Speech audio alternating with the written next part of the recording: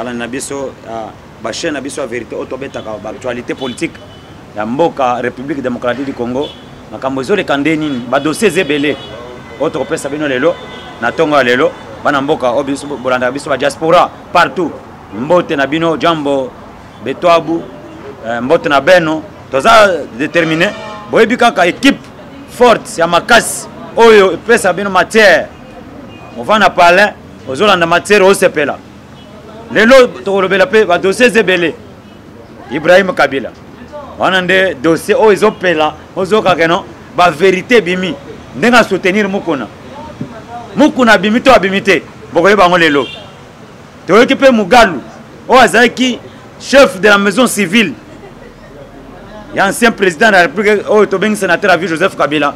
Mugalu azo comparaître devant la justice parce que Ibrahim Kabila cité kombo na ye bokozwa ba vérité lelo dossier ya kokitsa biloko bana Lubumbashi na minute ba osepela. Qu'est-ce qui se passe? Fachi a marqué 5 bi tokopesa bino ba matière nyonso wana bokozwa ngo mafa oyo tobengi Martin Fayulu awa visa expiré aux États-Unis a kwanzi moto abime to naleka nanzira mukonzi mboka apesa tina avion spécial nazo mboka papa qui vivra verra boko kama solo awa faut dossier faut quoi faire oyo ya veka ya vital camère vital o ayaki na ye ayena camarade ya Masaro ayiko présenter Facha lobité quoi faire ko suki na est yeyo nzokande master ya Masaro Masaro akimi na kwa faire wana bokozo ba vérité no sabana mboka merci na dossier pe abattre le kwebo ya ngonde zopela oyo ka reconnaître albi oui le père est en train d'agir dans le fils ah oui ça Félix Tshisekedi thème et comme esprit de Etienne Tshisekedi webi binde ba Kabili bato FCC banako banga Etienne Tshisekedi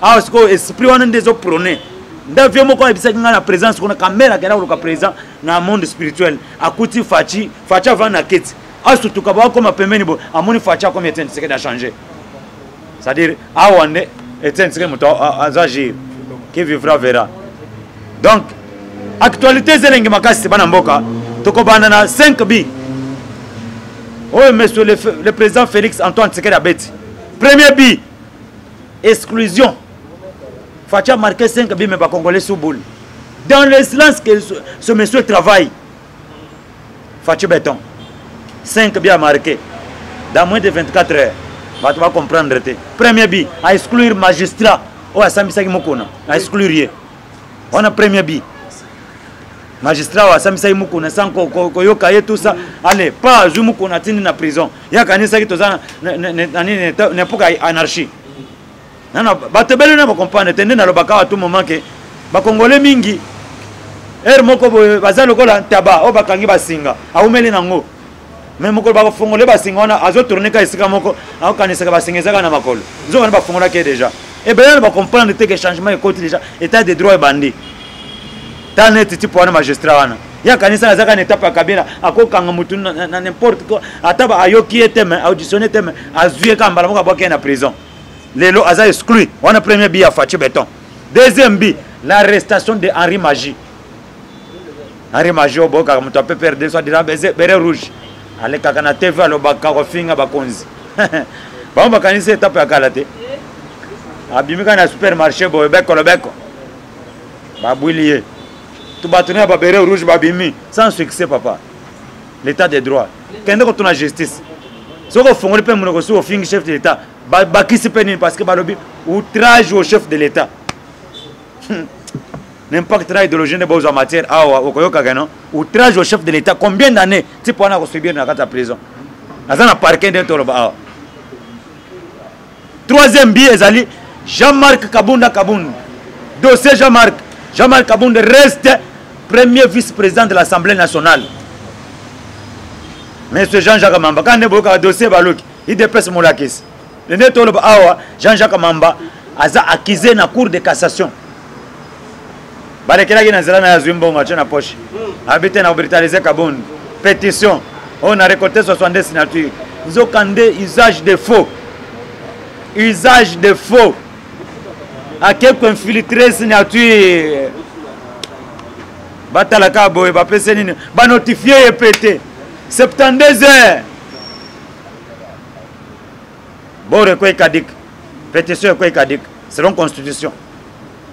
Wana nde tolobi ezali 3e bi, 4e bi. To bengango dossier Bahati Lukwebo. Bahati Lukwebo a récupéré parti na ye. Parce que le président a continué à pouvoir, alors on a un discours na ye, pas de dédoublement de partis politiques. Dédoublement à beau pia. Mais lelo nenen kulaza ko santete, ba on a ba Steve Mbikai. Bientôt boko kande ba ko invalider ba on a désordre. Bazo invalider na ba Steve Mbikai na ba nani ba député nous ya nenen kulu bazo tomber. Donc ba tu que ba sepeli yoka déclaration na RFI.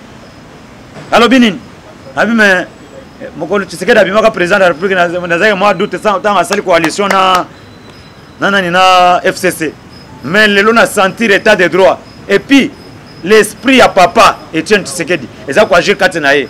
L'esprit du père est dans le fils. Au nom du père et du fils. 5e bi ndeto le pe Mugalu devant la justice. Mugalu nana akizeye nani Ibrahim Kabila. Nde alobite muto panzi famille na biso ezali nani papa Mugalu. Yende muto ayibi famille na biso bien. Ake kozwa kombo abambi batu misusu a fabriquer famille misusu pour que va disparaître, biso disparaître. Soko tali type wana. Elongia Kabila le père en tout cas full à sa mission balobite alobi bakanga ngai ko bima bimi bakangiye. C'est que libération ya monsieur Ibrahim Kabila. Boy baketa de droit ils ont pela na minute na mboka. Masaro wanati akemaki na ferme na kenge na faut quoi faire na ye mas na ye faut quoi faire azape mukuse azape pembeni na Masaro bakena nini bakangie ndeni eto bisa bino facha cha basia ba parende toza awa tout le monde est sous contrôle sous surveillance internationale ba drone les autres circuler les autres capter ko le bagata na téléphone te lo bakabuzoba ba kangayo police Interpol na sia bangone batu bakangi nani Masaro azaki na ferme na kenge na sa ba tapage kuna baso na téléphone na ba fils mukoko na banani baso na téléphone communication na bango pas ba grand prêtre likolo bakangi banini pas ba aza telle place ba kitele kana na ferme ba zuena quoi faut quoi faire na minute lobby azaki devant la justice qui vivra verra ya veka akoli ata 25 ans de prison ferme na linga ata 30 ans pour que asomba mususu parce que ateka lisusu ba biloko asombaki na mbongo peuple congolais veka Vital Kamer Vital masolo ezali bokoyoka masolo moto ndezo pela Masaro lobi azaki entendu parce que ezali ndeni ba interpeller yo oye ba yokio bati yo siko ke korinye ba preuve deuxième fois omoni mutu ke ya prison ye telemika mopanzi yeba ke yo osamba ndeni siko renir ba preuve te convaincre justice tale omukamate na prison papa awa Fachi Béton programme à 100 jours depuis l'arrestation de monsieur Kamere dans les travaux comme il évolué azaki blocage ce monsieur là il a bloqué tout le monde na ba dossier ba projet à bien il y a que nos peuple va engager 500 personnes 300 personnes pour signer Kapamba investir baye balobi toko futa congolais $500 par mois bakena dossier est tombé et pas chef de l'État habité procédure nous sommes dans un cabinet bon même pas directeur de cabinet a signé anyati yango vendre yango ndelo ba secret bimi vidéo chez Mangali Banda papa dossier toloba kabiso de pes toyaki ko sala toyaki le pouvoir pour le pouvoir te toyaki ndeko servir peuple toi esclave à peuple congolais to servir peuple na biso azolela biso sepelaka te tala misali ndezo volé à partir depuis bakanga Kamere tala ba ordonnance à chef de l'État ndeko bien dans le secret ezalaki déjà Kamere azaki na cabinet pour comprendre que Kamere azalaki caméraman ya FCC pembeni ya chef de l'État caméraman ya ba Rwandais pembeni ya Fachi un directeur de cabinet d'un chef de l'État a mis 30 ngombe ko pesa cadeau à un Rwandais ndeye muka mi teka ba congolais ba muto za congolais te c'est que muto za étranger 30 ngombe pour la nini carte azaki nango eza ya ko tirer confiance à Paul Kagame envers rien demandant Robert coup d'état Rwanda soutenir rien mais coup d'état nanani na mona nzambe ils te feront la guerre va convaincre yote Ya on est tous ah, Fachi Béton. Boulot qui toque. Boulot qui toque. 100 jours. Le chef de l'État. Basso des moutons. Il y a des bonhommes qui sont vidés. Oh, il y a Mandela, il y a Sosimat. Bakoum au goudron. Tu as dit bon. Tu as dit peuple, tu as dit Samboka Oy. Ici des pèses. Tu as dit que ça va jeter. Tu as dit que pouvoir au mouton Zambon à la poche jamais. Vous avez farine et Kitty. De 80 000 francs. Ça qui a farine. À 20 000. Mon frère. C'est quelle souffrance va infliger le peuple congolais. Dans le Bombashi. Faites na ibisi bino bazoyem balali banda. Tala ba camion ya biloko nde koti dans le Bombashi. Na compte ya gouvernement. Et côté belé Fachi Béton. Ba osepela ba oyemba. Biloko uti ba Zambie ba président Zambien boyo kité. Quelques militaires zambiens. Na ba Zambie ba koma osana RDC likola ba régime ekeye régime ba antivalero e utuko kwa ya wana. Na to ba Zambien ba koma osala face na ba Congolais azu ba quelques ba militaires ba yena ni na sol Congolais ba komi ko pela pe ko chama peka. Président Nangangwa oya Zimbabwe ayebisi Edouard Lungu ya Zambie alobi mon frère derrière tu sais qu'il y a une force. Ce qui tu sais que mokolo osilika apesi ordre na fa DC ba ko pour la bino tina kati ba ko récupérer Zambie mokolo moko. Ba soda bangana ba komi ozonga. Ba kanisa keza tu sais que ndenga zo agir na ndemo ko silence eza blague. Mais ndé tolo ba awalelo. Kimbuta a interpellé. Deuxième fois convocation à respecter. Et tu as un mandat de comparution. Si vous avez un mandat d'amener, oh, il y a Geoffrey Mewanad. Après cette position, devant la justice, papa. En clandestinité. Faut-il voir finir dans le passé? Oui, il ne va pas finir. On est à la justice. Tout le monde qui est ministre de la justice. Alors, bien, très bien. Il faut que les magistrats fouinent dans le passé pour que Mbongezo na caisse. Na to komi kona te boko ka solo ba dossier ndenge zo betama awa carte ndenge zo betama comment est-ce que tu sais que da usala musala Chibola yona kimiti porté disparu mami Chibola oya yaki ndumba kala asala lemba alemba aza fatigué donc yesu sina balaka ke $50,000 alors bien aux familles bongi. On est dans la famille bon corruption. Balaki $50,000, habité, on reçoit $50,000. Fonda Moukoun. Tu fabriquer dossier pour la Moukoun. Aïe, qu'on soit $2,000. 2,000 à mon père, qui a un sauté. Claude Machala, $800, m'a payé 1,200. Qui vivra verra. Yewana Kim, tout la mouille Sazaza. Azo Monanate. Moukoun a le photo samba en plein air. Mami Chibola Zamodi, hein. Moussa Nanzambe Keba Renault secrète au Kabila Kota ina batunaira kingakati alors atuni me lobinda atuni me atuni batunaira atuni orive mamo orive Aden yikonin au Kabila repère azo 5 Aden nde kolobanin Aden yikonin atuni olive abukana osikabi me Aden ezako yeba makila na yo na mwana wana est-ce que yo kani boza bana mutu moko est-ce que makile balani asimbi mutu akote réunion na bato na semaine passée atuni bato na ye qui est derrière Mukuna atinda 2 millions pas Mukuna boy abi qui est derrière Mukuna bato na ba bise to ebité après ko ebisa boshab mais il faut là ta dossier wana o défendre ngai moment yango boshab habité chef bakasa nyonso ba inanga likola dossier akamena sapo na kokota so dossier te ba bimaka ke de poisson na réunion secrète na kingakati nyonso bazo sala eza na misu na nina eza awa Fachi Béton a déjà mieux informé dans la façon de travailler awa magistrat comme au lieu de $1,500 comme $4,000 parce qu'à l'obaki on aura deux sanctions positives et deux sanctions positives et négatives. Si le magistrat va travailler malam, il va sanction positive. Sanction positive, c'est-à-dire il va mettre sa salaire. Si on va travailler mabe, sanction négative, exclusion, on va exclure magistrat et puis réduction de salaire na bango. Fachi Béton, état de droit. $4,000 au lieu de $1,500. Dans la bambila, bakolon fatigué, on va travailler, anciens combattants. Au lieu de 25 000 dollars pour qu'il y ait des retraites. Ah, on fait doubler 50 000 dollars. On se paye là-bas.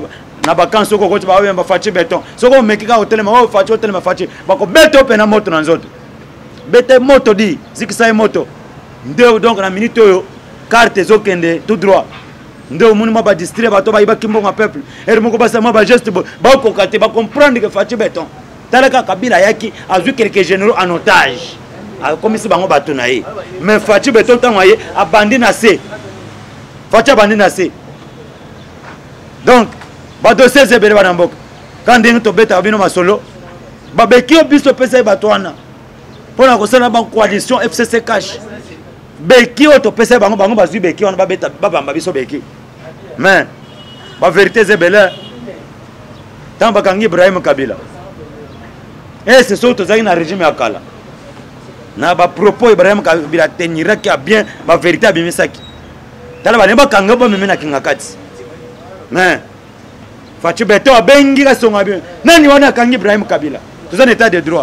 Balaché Ibrahim Kabila. Zana parlé na ye. Atomboli de do abi Fachi Beto. Justice. Eza sala musala. Aden ndeli kamu. Babambia ba kombo balobite. Kombo na yaza kabongo kadima. Bamso ba pese kombo azana ni Chibwabwa. Azana 5 combattants IDPS oui. Mais yemo ko asenga Aden. C'est simple, médecin bazar rebelle, basa la Aden, basa la pe mona mai Aden, ya kingakati. Masarona batuna baza déjà devant la justice, bokoyoka Fachi biko rouge. Donc bisonne ba IDPS ba kolo beret rouge. Bisonne ba kolo beret rouge. Maintenant mona ima batu moko ba se réclamer ba beret rouge. Beret rouge bisonne ba kolo na ngonde to bandango. To kozongela ngo. Siko beret rouge a biso ezali beret rouge ya discipline ya respect. Zaki Vayouté. Qui est derrière Moukoun? Les États-Unis d'Amérique ont tourné. Ah, vous voyez comment c'est. La vérité, c'est belé. Moukoun a plainte à déposer, la victime va babimi.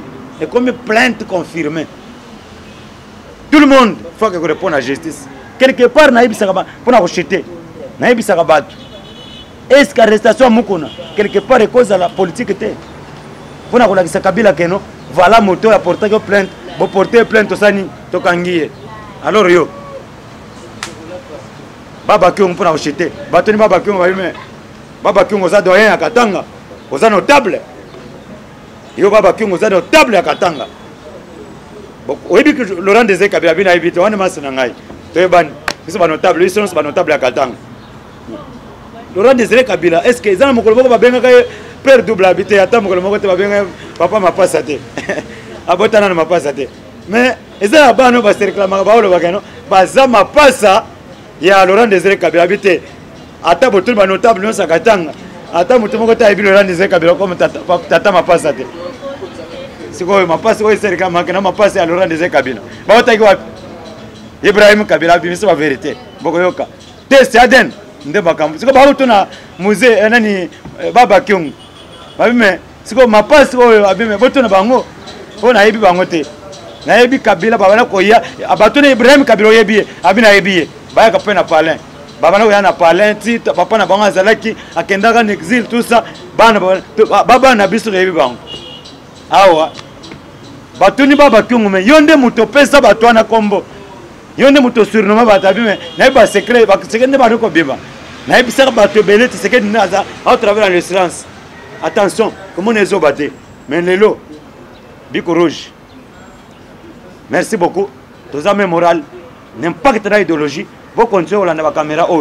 Vérité Zali. Ils ont bima. Beaucoup de vérité belé. Pour ma caméra qui toque. N'entendez pas. Mbok ils ont avancé. Malgré Banin. Mais n'entendez pas pour la rejeter. Tu as vu ça, Rabino Bissou de Pes Bobenga. Bobenga Bissou un jour prophète politique. Pourquoi? Qui t'enge Jésus? Jésus qui t'enge? Azo récolté majorité à Sika pour na sa présent coalition à moto. Ba tulukwe boaza déjà na sim. Ba leader, ba uzonde ba leader na parlement kona. Bientôt tokoyoka déjà le chef de l'État nomme un informateur. Pour na osani ko identifier une nouvelle majorité. Parlement ko yate. Et vous avez été ilunga kenden kamba. Et vous avez été que pesa démission na yo. Nouveau gouvernement. Tozaka au 2020 année de l'action. Merci beaucoup. Numéro Zamoko Boyebi. Plus 243 90 45 78 432. Plus 243 90 45 78 432. Vous avez branché Belé. Massolé Zali. La vérité Zamingi. Merci beaucoup. Ndeko Nabino José. Moko va président parlement debout. Oyo baba. Batelemela ki mabunda na batonaye. Mabunda lobi akimi réunion. Papa. État de droit. Jean-Marc Kaboun reste président, premier vice-président de l'Assemblée nationale. Oh, tellement Jean-Marc Kaboun. Goyoka moto. Il y a base, il y a peuple congolais. Peuple là derrière Faché Béton. Salam Moussala Nayo. Topé Solo Pemba. Que Dieu te bénisse. Merci, bye.